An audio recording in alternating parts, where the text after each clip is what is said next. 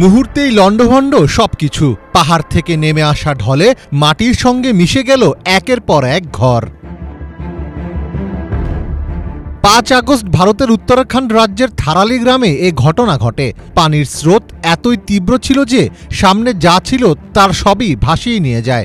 ভয়াবহ এই আকস্মিক বন্যায় অন্তত ৪ জনের মৃত্যু হয়েছে। এছাড়াও প্রায় ১.৫ শতাধিক মানুষ নিখোঁজ রয়েছেন বলে আশঙ্কা করা হচ্ছে। সামাজিক মাধ্যমে ভাইরাল হওয়া একাধিক ভিডিওতে দেখা যায় পাহাড়ের গভীর খাদ বেয়ে নেমে আসা জলস্রোত আছড়ে পড়ছে একটি গ্রামের ওপর। শক্তিশালী স্রোতে একাধিক ভবন তাসের ঘরের মতো ভেঙে পড়ছে। এ সময় স্থানীয় বাসিন্দারা ভয়ে আর আতঙ্কে চিৎকার করতে থাকেন। প্রত্যক্ষদর্শীরা জানান, দুপুরের দিকে প্রবল বেগে প্রথম স্রোতটি নেমে আসে। তার প্রায় ১৫ মিনিট পর আরেকটি স্রোত এসে গ্রামের বাড়িঘর, দোকান ও হোটেল সহ সবকিছু ভাসিয়ে নিয়ে যায়। ভেসে যান ক্যাম্পে থাকা ৯ জন সেনা সদস্য।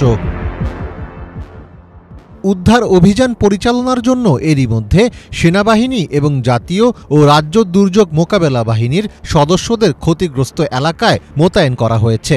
তবে বৃষ্টিপাত অব্যাহত থাকায় উদ্ধার প্রচেষ্টা ব্যাহত হয়। নদী থেকে নিরাপদ দূরত্ব বজায় রাখার জন্য মানুষকে আহ্বান জানিয়েছে স্থানীয় প্রশাসন। এখন পর্যন্ত থারালি গ্রাম থেকে ৭০ জনকে সরিয়ে নেওয়া হয়েছে এবং অন্যদেরও সরিয়ে নেওয়ার ব্যবস্থা করা হচ্ছে। তাদের নিরাপদ আশ্রয়ে স্থানান্তরিত করা হয়েছে।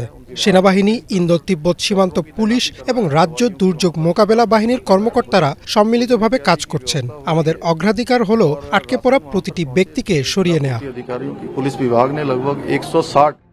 টাইমস অফ ইন্ডিয়ার প্রতিবেদনে বলা হয়েছে, হঠাৎ প্রবল বর্ষণে ক্ষীরগঙ্গা নদীর উজানে ভয়াবহ এই বন্যা দেখা দিয়েছে।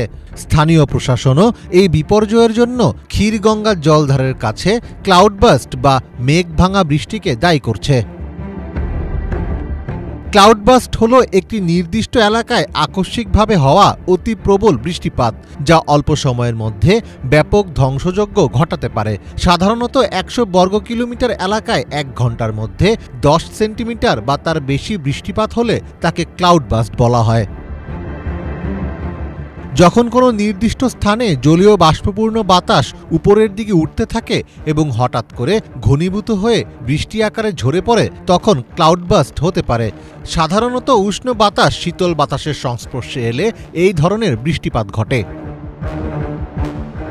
এই ধরনের ঘটনা সাধারণত জুন থেকে সেপ্টেম্বর মাসের মধ্যে ঘটে থাকে এবং পার্বত্য অঞ্চলে এর প্রকোপ বেশি দেখা যায়। উত্তরাখণ্ডের মতো পার্বত্য অঞ্চলে ভূমিধস এবং আকস্মিক বন্যা একটি সাধারণ দুর্যোগ। ভৌগোলিক গঠন ও জলবায়ু পরিবর্তনের কারণে ভারী বৃষ্টিপাত ছাড়াও বিভিন্ন দুর্যোগের সাক্ষী হন এই অঞ্চলের বাসিন্দারা। মীর ফজলে রাব্বি, বাংলা ভিশন।